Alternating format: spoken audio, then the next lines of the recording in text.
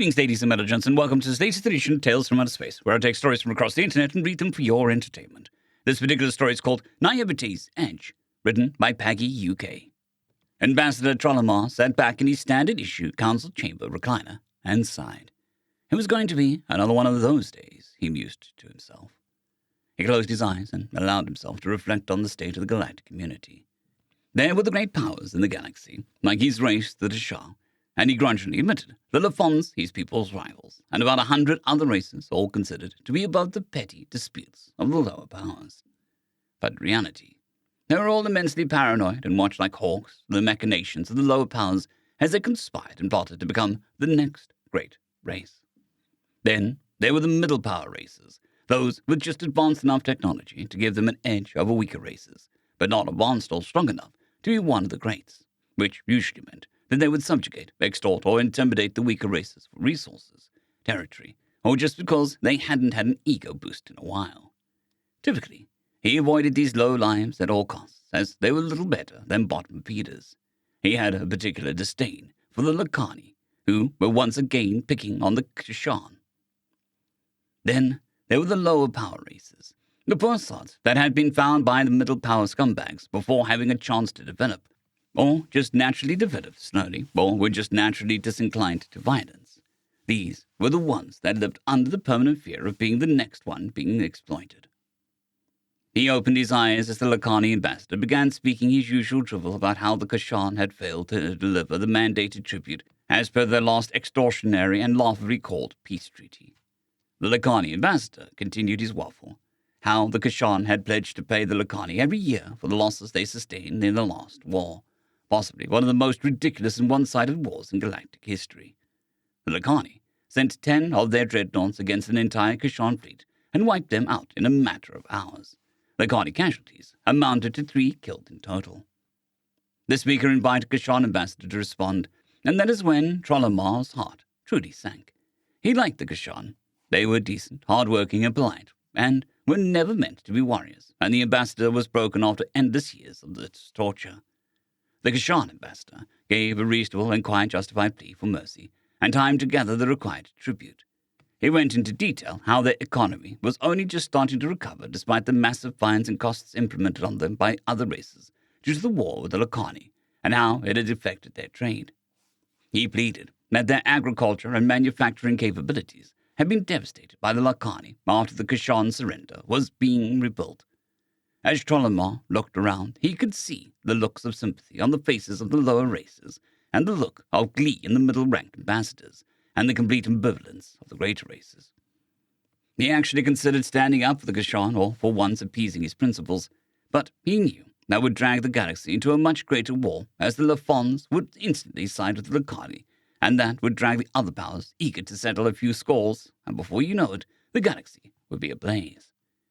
He found himself musing that perhaps was exactly what the galaxy needed. Trollamar noticed the human ambassador furiously scribbling down something. He liked the humans. They were funny, they were eager, and they were just new enough to have not lost their sense of wonder at the majesty of the galaxy. They had joined the galaxy community a little over a year ago, and so had enjoyed a period collectively known as the "what do you have that we want" period, where other races learned about their holdings, culture, and economy, before moving in to exploit, extort, or just flat out take from them whatever they wanted. Humans had, for the most part, a very strong manufacturing base, and had a huge population for such a young species, and although their technology was inferior to most races, they did seem to enjoy a much better than average intelligence and adaptability. This had been spotted almost instantly by most of the greedier races, and the first few trade agreements that the humans were offered were dismissed by a human ambassador without hesitation, which had only the negative effect of making those races salivate at the prospect of a quick, easy war, and all those human riches. But humanity had not seen these warning signs, and instead, in their naivety, had continued on its self-destructive path. Ambassador Trollamar had even gone to the human ambassador and tried to explain how things work. The human just looked at Trollamar resolutely and stated that humanity would never kneel before bullies. He had heard that the humans were trying to form alliances with other races. He smiled at the childish optimism. Alliances had been tried before, but sooner or later they failed, as most races would rather abandon their allies than lose out themselves. That is just the way things are, and have always been. The Kashan ambassador had finished his pleas and had slunk down, defeated, into his chair. The speaker did his usual platitudes about peace and justice, like he was reading a script without much enthusiasm, and then moved on to the next order of business. But Trollomer was distracted by the human ambassador as he hastily handed the paper he had been writing on to the Kashan ambassador. The Kashan ambassador read the paper, looked at the human ambassador, and then reread the paper.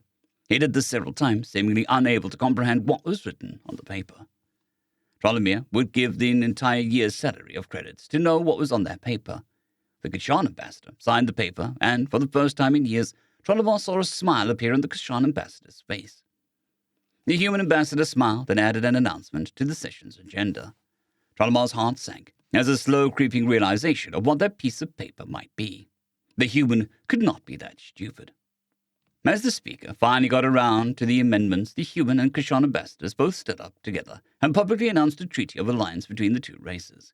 Trollomer read over the agreement. Shocked, he read the title again, Mutual Defense Pact. Trollomer sighed. That's one way to commit suicide, he thought to himself. Trollomer left the council chamber to the raucous laughter of the Lacani ambassador, who had not only found the new Kashan-human treaty laughable, but had also beaten the other races to the punch in being the first to be able to have a reason to bring the humans under their sway.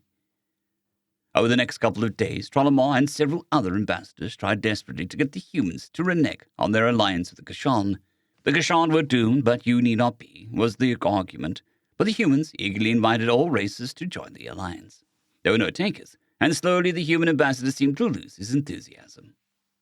Then the day finally came, where the Lacani invasion fleet arrived in the Kashan system, not only actually expecting the humans to turn up, the pitiful Kashan fleet, still being rebuilt, numbered only 30 ships, none capable of matching the Lacani dreadnought in a straight fight.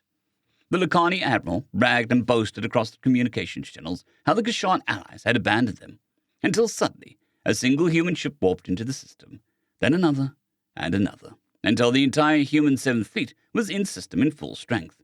Over 200 ships. The galaxy watched in stunned silence as the humans broadcast their demand for the Lacani surrender. Even the Kashan seemed dumbstruck. But then they rallied and joined their erstwhile allies. Plans were communicated, and after the Battle of Kashan admitted that at that point they thought the humans were insane. The timer ran out for the Lacani to surrender, who assumed battle formation and began to move forward into weapons range. The larger human and Kashan ships reversing to keep out of weapons range, whilst the smaller and more nimble craft surged forward to engage the dreadnoughts at close range. The galaxy believed that the human bluff had been called, and they were sacrificing their smaller ships to save their capital ships.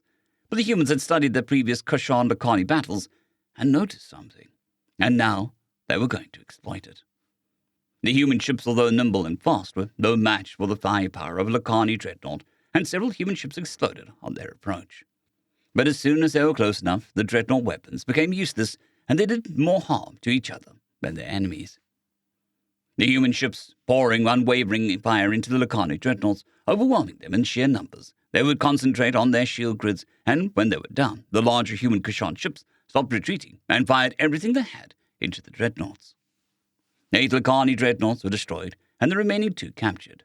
Lacani losses were over 90,000 killed, whilst human and Kashan losses were only 582 killed, and the loss of 24 human ships. The Lacani were immediately invaded by several of their competitors, who sensed an opportunity. The loss of 10 dreadnoughts would do that, thought Trollomer, as he rewatched the battle once again. Everyone wondered what the humans would take from the Kashan as payment. Even the Kashan must have been wondering that. But all the humans did was mourn their losses, replace their ships. The alliances between the Kashan and humans were expanded to include a mutually beneficial trade agreement, science and medical collaboration, aid and assistance agreements, joint defense command. Both races prospered, whilst everyone else looked on enviously. Then a chance accident in one of the Bulgari agricultural worlds caused a famine. The Bulgari, too proud to ask for aid, began buying foodstuffs en masse, which the other races were happy to hand over at a 500% markup on standard prices. The Human Kashan Alliance offered aid at no cost. They'd offer medical and technical assistance to help the Bulgari back on their feet, but the Bulgari, still too proud to accept aid, turned their backs on the delegates. As the situation worsened for the Bulgari, they became ever more desperate, paying even more exorbitant prices, finally crashed their economy trying to save their citizens. As starvation took hold and the deaths began to mount, the Baldari looked weak and the hawks began to circle. It was at this point that the first human Kashan respect fleets arrived, shipments of food/medicine and machinery all delivered with volunteers ready to help. The Baldari ambassador, still proud but humbled, fought back tears as the delegates from the Alliance announced the shipments weren't aid, but gifts from the people of the Alliance to the noble and proud Baldari people as a sign of respect. It was one of those crystallizing moments in the history where you could feel the change happen. The Baldari ambassador signed the Baldari membership into what we now know as the Galactic Alliance. Within a month, the smiling human Kashan and Baldari delegates, all shaking hands and looking happy and optimistic. Within a year, more than 40 races had joined the Galactic Alliance. These races thrived, and we could only sit back and watch with jealous eyes. They helped each other, without question. They defended each other, without thought of their own personal safety. They shared technology, resources, and territory, and they cooperated with each other on matters of diplomacy. Against this new force, the middle-ranked races became nervous. Picking on one of these races now was to take on them all. And due to their massive manpower and manufacturing capabilities, no one truly knew what taking them on would look like. And due to their new trade agreements, the middle-ranked powers began to see their economies not only shrink, but they began suffering hardships, which they had forced on others. To counter this, they began a systemic process of persecuting the lower races like never before, with the result that the Galactic Alliance received even more members, deepening the problems of the middle-ranked powers. When threats of violence and intimidation no longer worked, they tried espionage, and trying to undermine the Alliance, they tried to run the races against each other by planting false information and carrying out attacks on one member of the Alliance and blaming it on another member of the Alliance. But throughout it all, humanity stood poised and ready, calm and collect. They would investigate thoroughly any incident without bias. They would negotiate patiently with an even-handedness that the universe had never seen before. Their charity and compassion seemed endless. Then it happened. The Lafons, restless and seeing their vassals weaken, decide to hit the Alliance at its heart and bring humanity to its knees and bring about the restoration of the way things were. A warning was sent to all members of the Alliance. Over 5,000 ships were in the Lafons Armada as it entered the human home system, weapons ready, their commanders confident of a victory. Many theologians to this day still ponder what went through the same Lafons commanders' minds as his sensors detected over 400,000 highly advanced Alliance warships waiting in ambush. The battle was devastating for the Lafons. Not a single ship returned. Alliance technology had been advanced at an exceptional rate, its manufacturing capability easily dwarfing all other races. Capturing enemy ships provided a wealth of technology which was expanded on and improved by the vast scientific complex that the Alliance now enjoyed.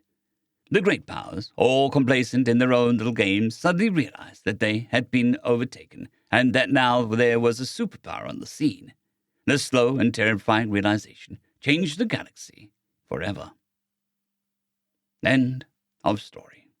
Story number 2. How Old Are You? Written by Augie74. I looked around the officers' club of Unity Station for the last time. Photos decorated the wall, some of the more faded ones, showing me my squad celebrating. Every so often, faces changed as folks rotated out or rotated home, but eventually stopped as I'd been moved away from frontline duty. I looked across the table at Captain Dilo Seplonophon Deloye. I had just had my 70th birthday a month ago, which meant mandatory retirement was going to be an official as of tomorrow. He seemed down, even though he'd specifically asked to buy me a celebration drink after all the ceremonies we'd done. Cap, you're down. Park your plumage, man. You have changed, Captain Erwin Banovich. He looked glumly at his lightly fermented cherry juice, fresh squeezed from Beta and Drosta, and had a profound effect on his physiology. Of course I have, D. It's been 49 years, 6 months and 13 days, 11 ships, 2 wars, more fistfights than I'd care to remember. You say that as if it's a long time. A light smile ghosted across his face at the old joke. I mirrored it as I spoke the punchline, repeated hundreds of times over the decades. For a human it is. We don't even have enough time to say your full names. Dee's eyes brightened momentarily before falling back to staring at his juice. It is. I thought this would be different, I snorted. What did you think was going to happen? Not this, Captain. You know you're not allowed to be glum when you're seeing a shipmate off to her retirement, and you're definitely not allowed to cry in your juice. I turned the topic slightly. You remember how that started? Of course. It was only 48 years ago. His eyes fell to a recent for him memory. Ensign Seplonophon Deloye burst into the medical bay, the state of panic evident. Ensign Erin Vonovich. He rushed to her side where her left leg was locked in a regen tank. The young woman looked up from her tablet. What gives, Dee? You will die. Erin blinked. Dee, take about 10% off the top there. I just took a shot in the leg, fractured femur. I'll be out in 5 days. Not going to be fun, but it is what it is, and I'm definitely not dying from it. Die. There was a pause as he searched for words. Lieutenant Commander Pilot Nee Maslow called me to his office about our relationship. He said to not get too attached to you because you will die in a mere 8 decades. There was a thoughtful nod. Sounds about right. But hell, I'm a corpsman, so I might not even get that. She gestured to her leg. Couple of inches to the right and my femoral's gone. That happens. You got enough time to say fuck you. Not even fuck you and everybody like you, but yeah, absent any injury, I've got about 80 years before I retire to a nice farm with 1 rock and a bunch of flowers around it. How can you be so calm about it? Because the fuzznet that shot me died immediately after from an acute sense of shotgun to the face from about 5 directions. My own damn fault, really. Macmillan had a meaty shoulder wound, and I was looking at that. She nodded to one of the other beds, where a strapping young man was hopping off his own bed with treatment completed. I take care of them, and they take care of me. But what? Seriously, you're skipping like one of those ancient CD things. How will we learn about each other? Well, kind of like how we're doing now, talking. Erin paused. Wait, how old do you think I am? There was a slight appendage ringing. I thought that you were somewhere between 175 and 200. You are very brash and filled with the immortality of youth. Wow. Erin's face took on a strange sort of look as she absorbed the conversation. You say that as if it's a long time. Lee's face was quizzical. For a human it is. Erin glanced around the bay for a moment. I'm 22. We don't even have enough time to say your full names. The deadpan reply caught Seplonophon Deloye off guard, and he found himself first giggling, then stifling laughter into the 4 feathers of his arm. After a minute, a nurse came in to check on the two as they were laughing. Present day. Dee looked at the cherry juice, but he was smiling. I, for one, was starting to feel pretty relaxed. 3 shots of Charibid's whiskey will do that. You'll keep in touch, yes? Dee flicked an eye at me. Of course, I'm only going to Vega 4, got family there. Do you regret not having your own? I waved a hand casually. Nah, it's more fun being the cool aunt. Get to pay my brothers and sisters back for all the crap they gave me when we were kids by giving the great nieces and nephews a jolt and a drum set and telling them how much Grandma and Grandpa loved percussion. Dee shook her head. I am amazed. You speak of 2 generations beyond your own. Well, my betrothed and I will wed in 15 years' time. There was a hesitation. Will you be well enough to travel, then? Of course I will. I reached over and punched his shoulder. Just remember one thing. What's that? Old Earth thing about death. Nobody ever dies as long as you're remembered. I finished my beer, leaning back casually. I figured the last 4 decades gave you enough stories that I'll live forever. End of story.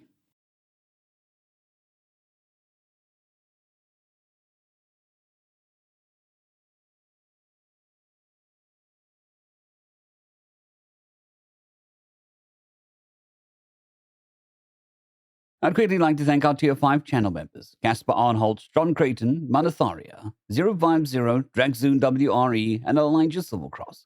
Thank you very much.